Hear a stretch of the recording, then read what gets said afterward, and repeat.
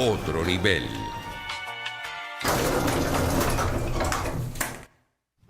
Otro nivel es nuestro segmento de entrevista. No les voy a contar por qué me estoy riendo. No les voy a contar. El doctor Uzcategui tampoco les va a contar.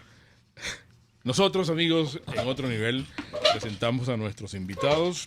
Aquí primero les recuerdo que este programa lo disfrutan en diferido, porque ustedes ingresan a rcr.tv y allí seleccionan la pestaña Nuestros Programas. En nuestro caso, le dan clic y colocan por todos los medios. Listo el pollo, San se acabó. Allí tienen toda nuestra programación, además, porque nosotros somos radio audiovisual, la radio que se ve, y transmitimos también en Periscope y en @RCR 750, la aplicación Tuning, y estamos en nuestra aplicación de Instagram, @MingoBlancoTV. Luis José Uzcategui es Querido Mingo, nuestro qué amigo. bueno estar contigo. De nuevo acá. Además, creo que nuestros amigos audioparticipantes solicitaron que te invitáramos cuanto antes la última vez que estuviste aquí. Hay muchos temas que tenemos en nuestra mesa de trabajo para evaluarlos contigo en esta conversación sabrosa que siempre y de aprendizaje a la que tú nos retas cuando te entrevistamos. Erika también se suma acá a la cantidad y nuestros amigos audioparticipantes también. Pero yo quisiera plantearte algo que he estado pensando últimamente, me mortifica, y tiene que ver con la mente. Tú que eres un estudioso y un investigador de las relaciones humanas, pero también desde el punto de vista psiquiátrico y desde el punto de vista mental. El dinero lo decide todo, absolutamente todo en nuestra vida. Claro.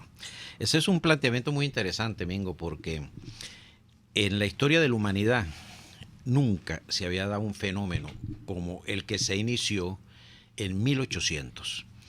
Si nosotros revisamos el producto, el ingreso per cápita del humano en la era cristiana y antes de la era cristiana, obviamente, nunca pasó de ser, escasamente llegaba a $1 o mucho menos. Era una línea recta.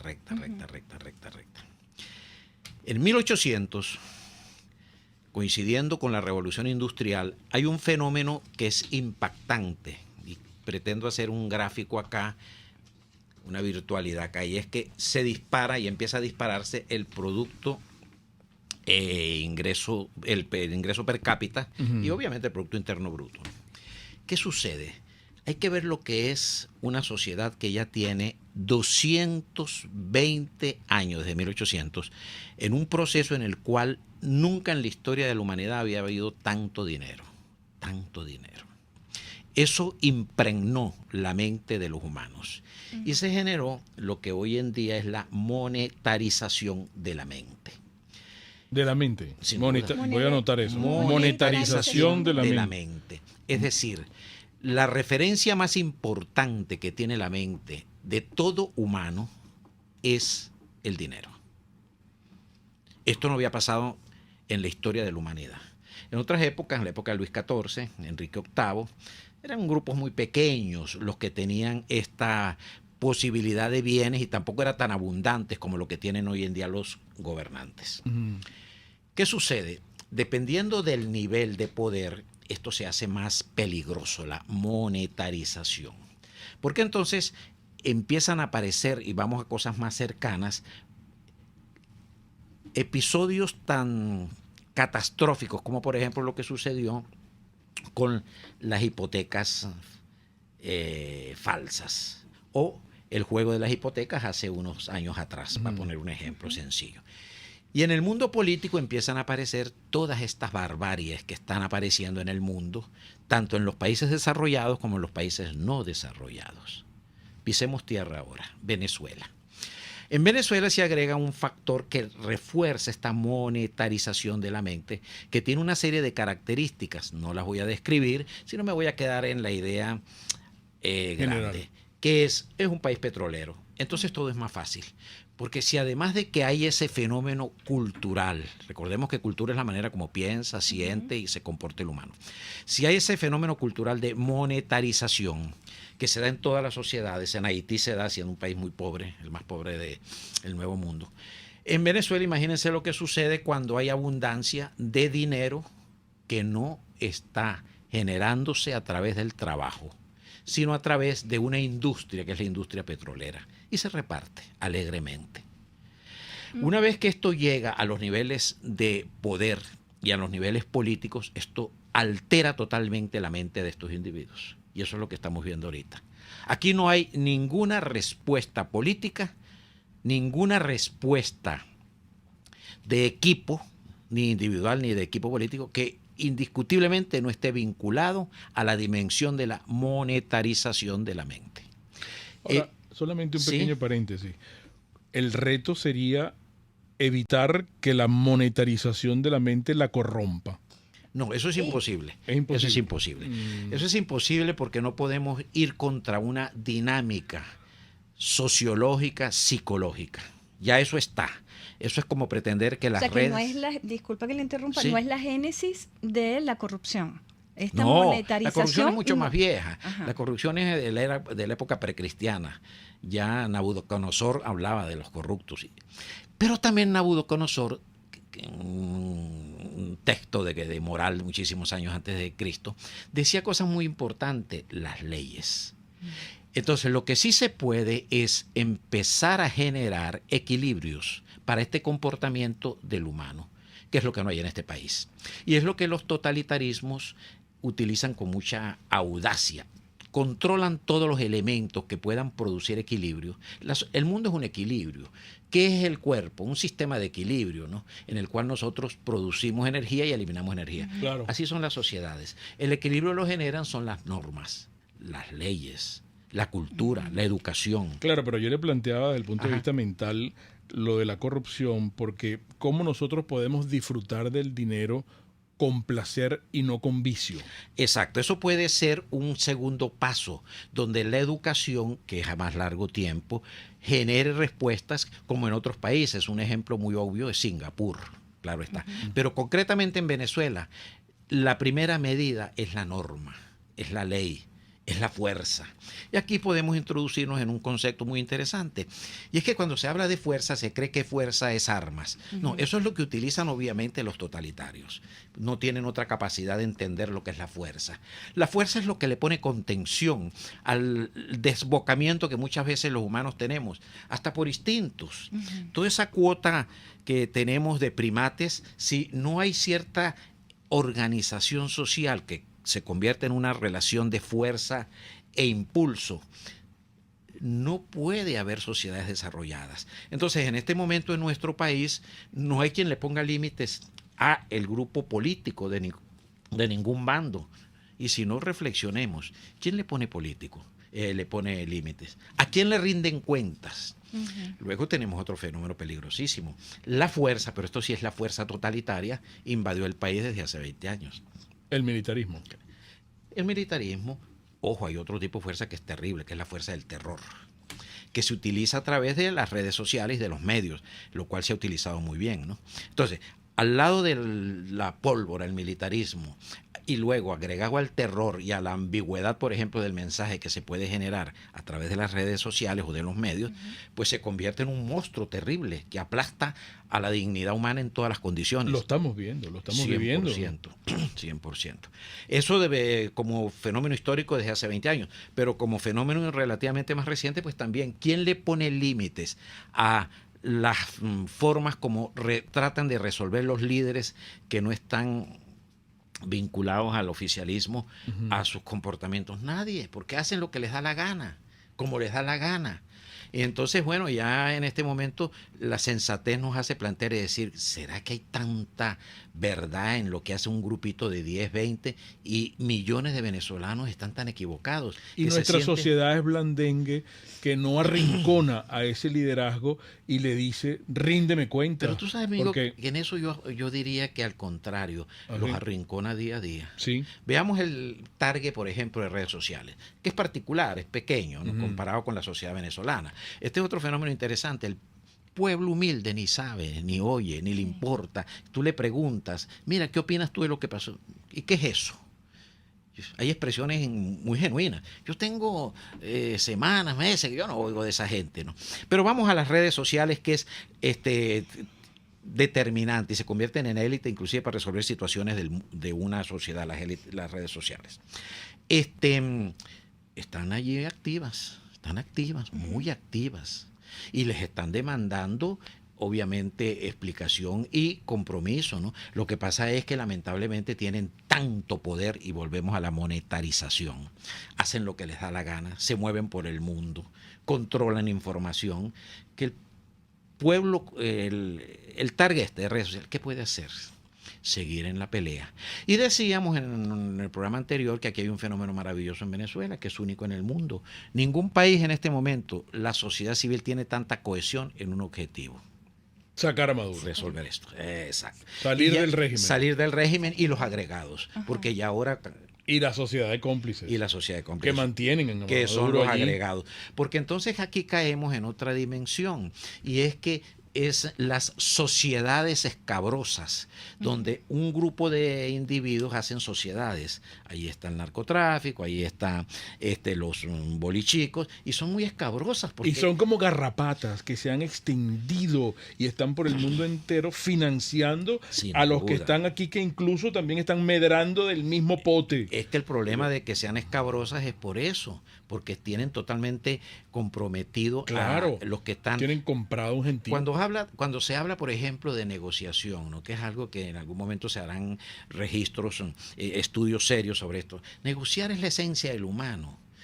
El humano nació para negociar. Desde que el niño, desde que está en el útero de la madre, está negociando con su madre. Y la política es un negocio. Y la política es un negocio. Todo es un negocio. Pero un negocio donde existen elementos de validez y de confianza. Si yo no puedo generar confianza en una comunicación, esa negociación no tiene utilidad. Entonces, no es que se esté contra la negociación, al contrario, es que lo que hacen es que cada día erosionan más la competencia de la mente, que es una competencia maravillosa de negociar. La erosionan más. Es como la fuerza. Uh-huh. La fuerza nos permite cosas bellas, inclusive delicadas, finas, exquisitas, sin un tono que es una expresión de fuerza, no hubiesen estas pinturas tan bellas, ¿no? Uh-huh. Pero yo la fuerza exagerada soy un torpe, soy una bestia. Igual con la negociación. Y en Venezuela y en el mundo entero la discusión sigue siendo tan simplista de comunismo versus capitalismo. No, ese es muy particular acá porque interesa mantener esa referencia para aprovecharse, ¿no? Para aprovecharse. Pero básicamente el mundo, vamos también a hablar de cierto target, cierto nivel, empieza a reflexionar los que trabajan y piensan en eso un poco, de que ya es necesario ir a cosas mucho más concretas. Y esas cosas más concretas es un tipo de política práctica. ¿Qué es la política práctica? La que realmente le da utilidad al ciudadano, la que realmente le permite aprender al ciudadano, la que realmente le permite tener confianza al ciudadano. Si nosotros empezamos a descubrir de que esa nueva política está creciendo poco a poco, permite crecer, darle confianza y le es útil al ciudadano, empezamos a por lo menos contrarrestar el modelo político que hasta ahora tenemos, que es un modelo político donde todo está bajo un juego mágico. Monetario también, ¿no? Claro, Monetario. entonces... No, pero también dependiente muy perverso, porque leíamos el otro día los resultados de una encuesta muy seria que nos dice que el 85% de la sociedad venezolana recibe CLAP. Entonces ahí tú tienes una sociedad esclavizada, así lo digan o no. Pero a mí me ofrecieron ayer 1 kilo de leche en polvo en 100.000 bolívares, una leche chimba, pues, ¿no? Sí. Eso es una gente que lo sacó de la caja CLAP y lo quiere y necesita el dinero. Pero esa y la leche puede estar contaminada y me puede matar, pero se está comercializando. Pero eso entonces, ya es por necesidad. Imagínate tú. Pero es una estrategia de Maduro y el régimen. 100%, siempre. Todo es estrategia. Desmoralizar, una de las estrategias de estos modelos es desmoralizar al máximo. Todo esto que a veces uno se molesta, se burla, se le parece ridículo, ¿cómo es posible que digan tal? Para desmoralizar. Cuando un funcionario dice que los niños se mueren porque no pueden comer, que te hierve la sangre, para desmoralizar. Porque son cosas tan bárbaras que el humano, para procesar eso, le cuesta. Y lo primero que hace el humano cuando ve cosas tan bárbaras es que se desanima, ¿cómo es posible que yo vine aquí con todo respeto y me tiraron una serie de excrementos en la cara? Y como yo quiero a mí Ingo, como quiero a mi bella señora. Eso me desmoralizaría mucho. Al rato es que yo voy a reaccionar con un poco de agresión. Pero de entrada yo me siento aplastado. Bueno, esas son las estrategias que se están generando. Vejado. Y lamentablemente, por ejemplo, en muchas decisiones de los líderes de oposición, no sé si es que tienen una varita mágica que al final saben que no importa aplastar a la sociedad porque van a tener resultados que hasta ahora no se han visto. Pero hay que ser muy respetuoso Pero, por ejemplo, ciertas decisiones de los líderes de oposición, de las cabezas de la oposición, lo que hacen es humillar al pueblo. ¿Por qué? Porque quienes ponen de figuras importantes, lamentablemente generan mucha molestia en el corazón del pueblo. Entonces la pregunta... Y no son francos, doctor. Sí, pero la pregunta sensata es esta. ¿Será millones de venezolanos tan torpes? ¿Serán tan absurdos? Vamos a quitar los millones, los de las redes sociales. ¿Serán miles de venezolanos tan ineptos para equivocarse acerca de ese registro? ¿O será que esos pequeños grupos que no pasan de 100 consideran que estas targets de redes sociales son tan estúpidos y tan torpes que pueden seguir dándole y dándole y dándole y dándole? Porque esa es la realidad. Hacen y hacen y hacen cosas que molestan tanto, ¿no? Entonces ahí viene la pregunta, ¿no? Ese endiosamiento de creer que porque yo lo hago, y allí yo que iba a mencionar una dimensión que es, nosotros tenemos muchos problemas en el mundo político, sobre todo, del pensamiento mágico. El pensamiento mágico, Mingo, es el que el humano tenemos, todos tenemos, sin duda, todos lo tenemos. Es el que nos lleva a creer que si yo pienso algo, eso se va a dar. Si yo opino de tal manera, eso es así. Te adueñas de la verdad. Te adueñas de la verdad, pero no lee la realidad. No se da cuenta que no siempre uno está tan acertado, por mucho academicismo que tenga, por mucha formación que tenga, por mucha experiencia. Por ejemplo, eso de la experiencia política es algo que cuando se hagan estudios bien interesantes van a evidenciar que yo prefiero, los ingleses que son tan sabios, tienen un dicho, la marina inglesa, que dice, yo prefiero ir en un bote donde sea un marinero novato que un marinero muy experimentado. La explicación es sencilla. El marinero novato con frecuencia chequea el rumbo. El marinero experimentado, como sabe tanto, y sucede también en los pilotos, no chequea el rumbo. Bueno, la desgracia en Venezuela es que ninguno de los dos aquí chequea el rumbo. El novato, porque todo lo copia inmediatamente del novato. Aquí yo diría que en una metáfora así, inmediatamente aprende los vicios del marinero con experiencia y sigue esos vicios, ¿no? Doctor Uzcategui, ¿Sí? el régimen no habrá conseguido el costo, no le habrá descubierto el precio a esta oposición y los monetarizó. 100%. Y entonces, ¿cómo salimos de eso? 100%. ¿Cómo logramos que la política deje de hacerse desde el dinero, desde el precio que se le descubre a los líderes de oposición? El régimen hizo una estrategia que les está dando muy buen resultado.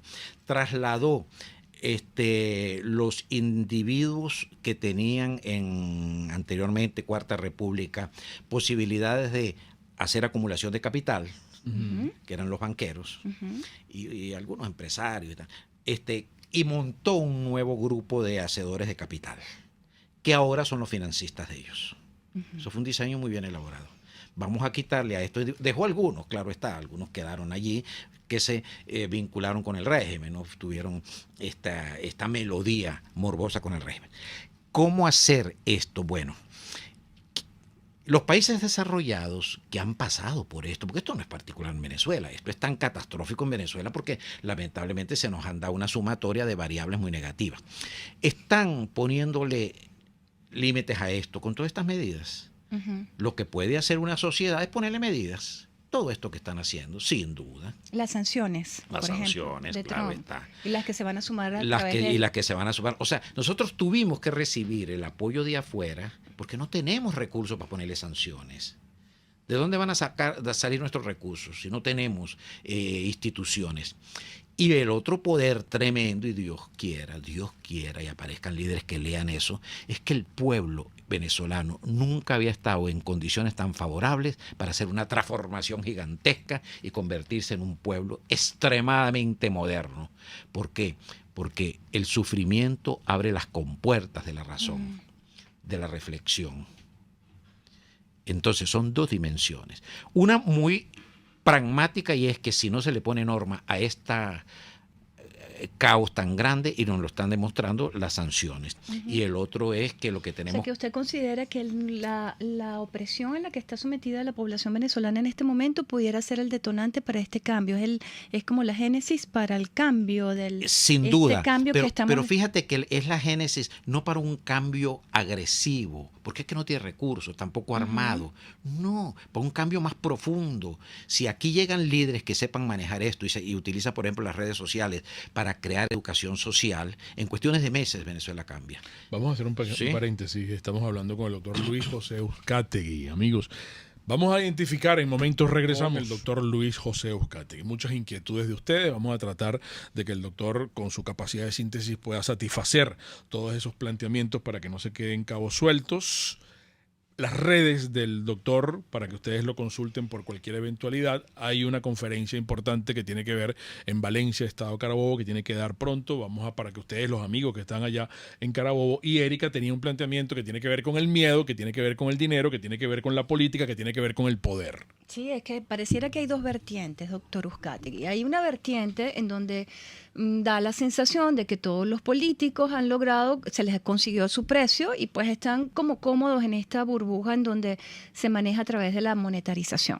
Y por el otro lado tenemos el miedo que nos han inyectado a la sociedad civil a través de las represiones, de las persecuciones, de la privativa de libertad de las personas que protestan, ¿no? ¿Cómo se conjuga eso? ¿Cómo eliminamos esas dos trabas que pareciera que están inyectadas o ya en la médula de esta dictadura? Claro. Bueno, primero las dos se complementan, ¿no? Una le da mucha riqueza a la otra. Si hay abundancia de recursos para atropellar, para aturdir, para comprar voluntades, y además de eso se generan mensajes terroríficos, se potencia el mensaje. Eso es obvio. No es lo mismo mandar un mensaje donde no se tienen recursos para evidenciar que sí es catastrófico lo que puede suceder que cuando se tienen. Un punto muy importante, Erika, es que el concepto que nos ayuda mucho en la modernidad es: eso no se va a eliminar. Eso no se va a eliminar, porque entonces viene la frustración de las sociedades. Si no, las sociedades empiezan a pisar en arena, donde sienten que nada tiene soluciones. 20 años de frustraciones. O sea, reconocer que hemos sido derrotados. Exacto. De reconocer que así funciona la sociedad. Okay. Y que nos ha tocado este episodio tan monstruoso, único en el mundo. ¿Y por qué decimos único en el mundo? Porque es que el deterioro de nuestro país no se había dado en otras sociedades. Hay sociedades muy deterioradas, hay sociedades que tienen comportamientos culturales muy, como por ejemplo las sociedades tribales. Sí. Haití tiene una tradición también de un deterioro importante. Si queremos ver por qué señalamos que es único en el mundo, el deterioro de Venezuela es único. No es comparable a ningún país. Y si no, comparémonos con Ecuador, con Bolivia, que son pequeños y más pobres, y miren lo que tienen ellos y lo que tenemos nosotros. Entonces, tomar conciencia de que esa es una posibilidad de los comportamientos humanos y sociales es lo más interesante, porque eso te hace pensar. Eso te hace plantear y decir, bueno, voy a luchar. Y hay muchas formas de lucha. En cada target, en cada grupo, vuelvo a tomar el target de las que participan en redes sociales. Seguir en la estrategia que tienen de poder señalar, de poder plantear, de poder exigir, de poder hacer interacción de una serie de mensajes que son muy enriquecedores.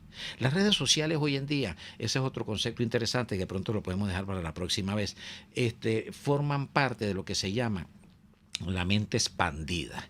Nosotros hoy en día ya está demostrado científicamente que para pensar y para sentir dependemos de los factores externos, no como tradicionalmente dependíamos del cambio de temperatura, por ejemplo, de una armonía bonita en la naturaleza. No, ahora dependemos de las redes sociales. y de una manera mucho más intensa. Y esto ha cambiado nuestra manera de sentir y de pensar. Entonces, desvincularnos de eso, y ahí hay algo pues muy cursi y a la vez ridículo. A los líderes políticos, cuando les interesa, utilizan las redes sociales para todo. Cuando no les interesan, las estigmatizan. No, y les gusta tener seguidores. Claro. Yo recuerdo cuando Guaidó en enero, nadie sabía quién era Guaidó, y entonces pedían, sigan a Guaidó, porque apenas tiene 20,000 seguidores. Claro. Y ya ahorita tiene 2 millones, no sé cuántos millones tiene. Pero necesitaba que tuvieran seguidores, ¿no? Sí. Y eso es muy infantil, ¿no? Que es que Y cuando hay discusiones necias. cuando a mí me conviene algo, entonces sí alabo, o Ajá. sí, pero cuando ya hay algo que me incomoda, entonces empiezo a descalificar. Cuando lo adecuado sería bueno, mire, esto es algo que cuando se utiliza de tal manera tiene utilidad. Los fake news no tienen. Pero, doctor Uzcategui, lo atajo con una Sí. pregunta. ¿En qué momento se nos vuelve una adicción el uso de las redes sociales? Claro, ese es otro campo. eso es un- Pero eso es un campo, fíjate tú, que esa ya es una situación de la mente individual. Ujú. Podríamos también hablar en otra oportunidad Yo de las creo dos que nos va a mentes. tocar. La mente individual y la Ujú. mente social. Eso ya es un problema de la mente individual. Como también la corrupción es una adicción de la mente Qué bien. individual. Y Claro. ya está demostrado con elementos bien Y interesantes. se cura. La corrupción tiene Nada cura. se cura, todo se estabiliza. Eso puede ser Y algo que también se podemos disminuye. plantear. No, doctor Uzcategui, usted Nada tiene que se hablar cura.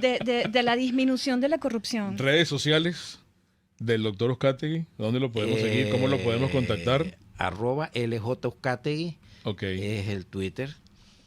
Por ahí. ¿Y la conferencia en Valencia? Si quieres te la muestro. Rapidito.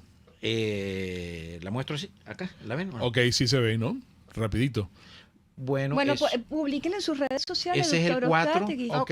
ese es el 4 del mes que viene, y el 4 de título, octubre. el título pues no debe ser interesante, visión moderna de ciudadanía, democracia y política. Estupendo. Vamos a hablarlo aquí, después de la conferencia. Puede ser, claro, Magnífico. claro.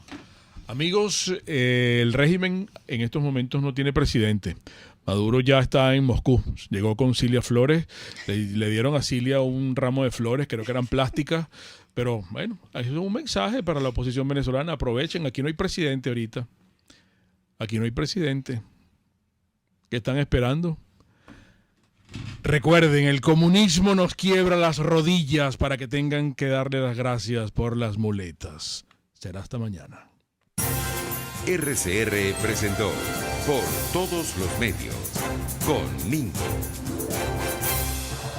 Mis amigos, el programa de hoy estuvo patrocinado por Dilab Biodiagnóstica. Precisión y confianza en laboratorio clínico. Restaurante Tavo La Calda La Lagunita. La experiencia